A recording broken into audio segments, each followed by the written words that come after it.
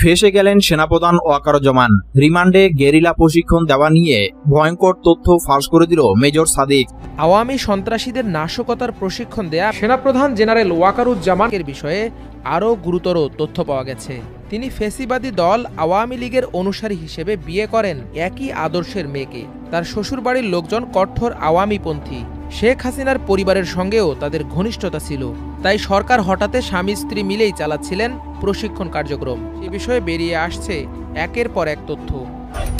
৫ই আগস্টের পর ক্ষমতা হারিয়ে যেন আগুনে জ্বলছেন শেখ হাসিনা। প্রিয় দর্শক, আওয়ামী লীগ নেতাদের গেরিলা যুদ্ধের প্রশিক্ষণ দেওয়া সেই মেজর সাদেক এবার রিমান্ডে ভয়ঙ্কর তথ্য দিয়েছেন। ফেঁসে গিয়েছেন সেনাপ্রধান ওয়াকারুজ্জামান। সেনাপ্রধান ওয়াকারুজ্জামান যে ষড়যন্ত্র চালাচ্ছে সরকারের বিরুদ্ধে, তা শুনলে আপনি চমকে যাবেন।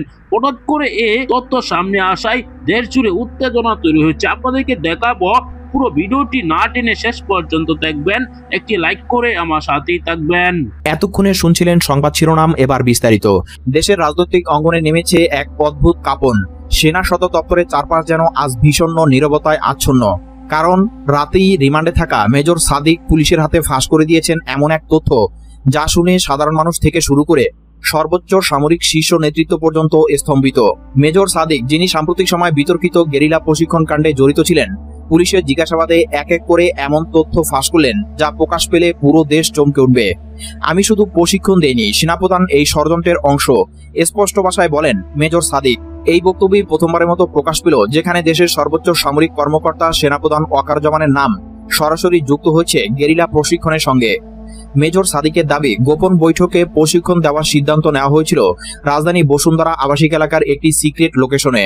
এতে অংশ নিয়েছিলেন নিষিদ্ধ আওয়ামী লীগ ও সহযোগী সংগঠনের নেতারা, ছাত্রলীগের প্রভাবশালী কিছু নেতা এবং সেনাবাহিনীর কিছু উচ্চপদস্থ কর্মকর্তা। পরিকল্পনা ছিল দেশের প্রধান শহরগুলোতে হঠাৎ করে গেরিলা হামলা চালানো, আইনশৃঙ্খলা বাহিনীকে বিভ্রান্ত করা, জনমনে আতঙ্ক সৃষ্টি করা এবং তারপর একটি সামরিক অভ্যুত্থান ঘটিয়ে ক্ষমতা পুনঃপ্রতিষ্ঠা করা। মেজর সাদিক বলেন, সেনাপ্রধান ওয়াকারুজ্জামান শুধু অবহিত ছিলেন না, বরং সরাসরি এই ষড়যন্ত্রে জড়িত ছিলেন। তার নির্দেশে বিদেশ থেকে অস্ত্র ও আর্থিক সাহায্য এসেছে। তদন্তকারীদের হাতে রয়েছে কিছু ভয়েস রেকর্ডিং এবং মেসেজ, যা সেনাপ্রধানের কণ্ঠস্বর বলে শনাক্ত করা হয়েছে। একটি রেকর্ডিংয়ে তিনি বলে উঠেছেন, এবার সময় এসেছে আমাদের কাজ সম্পন্ন করার। এই তথ্য সামনে আসার পর গোটা সামরিক ও রাজনৈতিক মহল এক ধরনের বিস্ময়ের মধ্যে। রিমান্ডের সময় পুলিশের কাছ থেকে কঠোর হেফাজতে থাকা মেজর সাদিকের শারীরিক ক্ষত পাওয়া গেছে। পুলিশি মার খেয়ে তিনি কাঁদতে কাঁদতে বিষয়গুলো ফাঁস করেছেন বলে সূত্রে জানা গেছে। এতে স্পষ্ট যে প্রচণ্ড মানসিক ও শারীরিক চাপের মধ্যে থেকেও তিনি সত্য ফাঁস করার সাহস দেখিয়েছেন। তদন্ত সূত্র বলছে, এই গেরিলা প্রশিক্ষণ ও ষড়যন্ত্রে মধ্যপ্রাচ্যের কয়েকটি দেশ সরাসরি জড়িত ছিল। সৌদি আরব ও কাতার থেকে অস্ত্র ও অর্থের বন্দোবস্ত করা হয়েছিল। মেজর সাদিক জানিয়েছেন, সেনাপ্রধান ওয়াকারুজ্জামানের নির্দেশেই এসব অনুদান এসেছে। এই তথ্য ফাঁস হওয়ার পর রাজনীতিতে সৃষ্টি হয়েছে তীব্র উত্তেজনা। বিএনপি, জাতীয় নাগরিক পার্টি, এনসিপি এবং বিভিন্ন রাজনৈতিক দল দ্রুত এই ঘটনায় ক্ষোভ প্রকাশ করেছে। জাতীয় নাগরিক পার্টির প্রধান সমন্বয়ক নাহিদ ইসলাম বলেছেন, সেনাপ্রধানের নাম উঠে আসা মানে দেশ এক গভীর ষড়যন্ত্রের ফাঁদে আটকে গেছে। এটা একটি ভয়ঙ্কর সংকেত। সেনাবাহিনীর পক্ষ থেকে জানানো হয়েছে, কেউ যদি দোষী প্রমাণিত হয় তার বিরুদ্ধে কঠোর ব্যবস্থা নেওয়া হবে। তবে সেনাপ্রধান ওয়াকারুজ্জামান এখন পর্যন্ত আনুষ্ঠানিকভাবে এ বিষয়ে কোনো বক্তব্য দেননি। সরকারি সূত্র বলছে, বিষয়টি গভীরভাবে তদন্ত করা হচ্ছে এবং প্রয়োজনীয় পদক্ষেপ নেওয়া হবে। সাধারণ মানুষ এই সংবাদ শুনে চরম উদ্বিগ্ন। সোশ্যাল মিডিয়া চলছে নানা আলোচনা। সেনাপ্রধান যদি ষড়যন্ত্রে জড়িত হন, তবে সাধারণ মানুষের ভরসা কোথায়? তদন্ত কমিটি আগামী 7 দিনের মধ্যে সম্পূর্ণ রিপোর্ট জমা দিবে। রিপোর্টে প্রমাণিত হলে সেনাপ্রধান ও অন্যান্য উচ্চপদস্থদের বিরুদ্ধে যথাযথ আইনি ও সামরিক ব্যবস্থা নেওয়া হবে। সরকারি পর্যায়ে এখন বিষয়টি অতি গোপনীয়তার সঙ্গে পরিচালিত হচ্ছে। হাসিনাকে পালিয়ে যেতে বাধ্য করা হয়, হাসিনা পালিয়ে যেতে বাধ্য হয় না। আমরা হাসিনার পতন ঘটিয়েছি বলতে হবে, ফ্যাসিবাদী হাসিনার পতন হয়। ঠিক, পালিয়ে যেতে বাধ্য করা কোনো প্যাসিভ কথা বলা যাবে না। এখানে একটি জাহান্নামে পাঠিয়ে দিয়েছে। এর মানে কি এইটা যে বিচারিক হত্যাকাণ্ড বললে জামাতের যেই নেতাদের ফাঁসি হয়েছে তারা যদি একটা অ্যাডভান্টেজ পেয়ে যায় কিনা? আপনারা কি সে ভয় থেকে বিচারিক হত্যাকাণ্ডের কথা বলেন নাই? প্লিজ এটা আপনাদেরকে বন্ধ করতে হবে। এবার বন্ধুরা, ঘোষণাপত্রের ফিডব্যাকের পরে অত্যন্ত গুরুত্বপূর্ণ কথা আপনাদের সাথে জুলাই সনদ নিয়ে আমরা প্রত্যাশা করছি আগামী কয়েকদিনের মধ্যে জুলাই সনদ স্বাক্ষরিত হবে। নাম্বার 1, এই ঘোষণাপত্রে আপনারা যেরকম ভুজুং বাজুং দিয়ে জাতিকে বুঝাইছেন, আপনারা এই জুলাই সনদে সর্বশেষ বলেছেন আমার হাতে প্রধান উপদেষ্টা মহোদয় 5ই আগস্ট একটি দীর্ঘ বক্তৃতা করেছেন। এই বক্তৃতার পুরো কপি আছে। এই বক্তৃতা অনুযায়ী উনি বলেছেন শীঘ্রই জুলাই সনদ বাস্তবায়ন হবে। এই জুলাই সনদের জন্য 19টা মৌলিক সংস্কারে সবাই ঐক্যমত্য পোষণ করেছে। এরপরে যে কথাটা আর বলা হয় না, এই 19টা ঐক্যমত্যের মধ্যে বিএনপি বলেছে তার মধ্যে 10টাই তারা নোট অফ ডিসেন্ট দিয়েছে। তো নোট অফ ডিসেন্ট কি? নোট অফ ডিসেন্ট হলো আপাত দৃষ্টিতে আমি এটা মাইনে নিলাম, কিন্তু আমি আসলে এইটার সাথে একমত না। তাহলে বিএনপি এই 19টার মধ্যে যেই 10টা নোট অফ ডিসেন্ট দিছে, সেই 10টাই তো মোস্ট সিগনিফিকেন্ট জায়গা। ঠিক।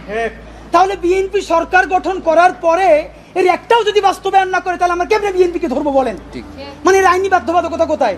বিএনপি তো তখন বলবে কেন ভাই, আমি তো বলেই দিয়েছি স্বাক্ষর করার সময় যেখানে আমার দ্বিমত আছে, এখন আমি এটা পারতেছি না বাস্তবতায়। মজার ব্যাপার বলি, সরকারের কয়েক জায়গায় জিজ্ঞেস করেছি, বলেন তো 19টা মৌলিক সংস্কারের মধ্যে আপনাদের কাছে একটা মোস্ট সিগনিফিকেন্ট কোনটা? তারা বলেছে সংসদের উচ্চকক্ষে পিআর ব্যবস্থা আনুপাতিক হারে। এবং আপনাদেরকে জানাই রাখি, সংসদের উচ্চকক্ষে যে পিআর, বিএনপি এখানে নোট অফ ডিসেন্ট দিয়েছে। সংসদের উচ্চকক্ষে বিএনপি যে নোট অফ ডিসেন্ট দিয়েছে, এটাও যদি সে বাস্তবায়ন না করে, তাহলে আমরা, মানে আপনি ভাবেন আমরা কি কারণে, ঠিক কোন কারণে আমরা এখন এই কথাগুলোকে বিশ্বাস করব? রাজনৈতিক দলগুলোকে তারা ইন্টারিম থাকা অবস্থায় আমাদের চোখের সামনে 47কে নাই করে দিল, পিলখানাকে নাই করে দিল, শাপলাকে নাই করে দিল, নিরাপদ সড়ক আন্দোলনকে নাই করে দিল, বিচারিক হত্যাকাণ্ডের কথা তারা বললো না।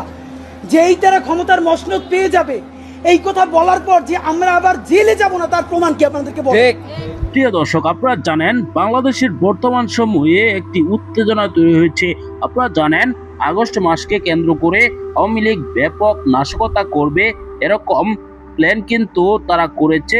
সেই প্ল্যান কিন্তু ফাঁস করে দিয়েছিলেন পুলিশ প্রশাসন। তারা বলছে আওয়ামী লীগ নাশকতা করবে আগস্ট মাসকে কেন্দ্র করে। দর্শক, এবার কিন্তু সতর্ক অবস্থানে রয়েছে পুলিশ প্রশাসন। সেই সতর্ক অবস্থানে থেকে কিন্তু রাজধানীতে একটি আবাসিক হোটেল ভাড়া করে সেখানে আওয়ামী লীগ নেতাদের সামরিক প্রশিক্ষণ দেওয়াচ্ছিল একজন মেজর। সেই মেজর সাদেক, এমনকি তার স্ত্রী সহ দুজন আটক হয়েছেন। তারা একের পর এক তথ্য দিচ্ছেন রিমান্ডে। দর্শক, এই ভিডিওতে আপনারা দেখেছেন তারা কি তথ্য দিয়েছেন। অন্যদিকে জুলাই ঘোষণাপত্রের পর কিন্তু আরো উত্তেজনা তৈরি হয়েছে রাজনৈতিক অঙ্গনে। জামায়াতে ইসলাম সরাসরি সেটির বিরোধিতা করেছেন, এমনকি অনেক দলেই সেটির বিরোধিতা করছেন। দর্শক, এই ভিডিওতে আপনারা দেখেছেন এক দলের নেতা, তিনি সরাসরি সংবাদ সম্মেলন করে ডক্টর মোহাম্মদ ইউনূসকে ভুল ধরিয়ে দিয়েছেন। দর্শক, বর্তমান সময়ে যে উত্তেজনা তৈরি হয়েছে বাংলাদেশের, সেই উত্তেজনার কিছু ভিডিও আপনারা দেখেছেন। এ সকল ভিডিও নিয়ে আপনার কি মতামত জানাবেন। পরবর্তী ভিডিওগুলো পেতে চ্যানেলটিকে সাবস্ক্রাইব করে রাখবেন। আসসালামু আলাইকুম।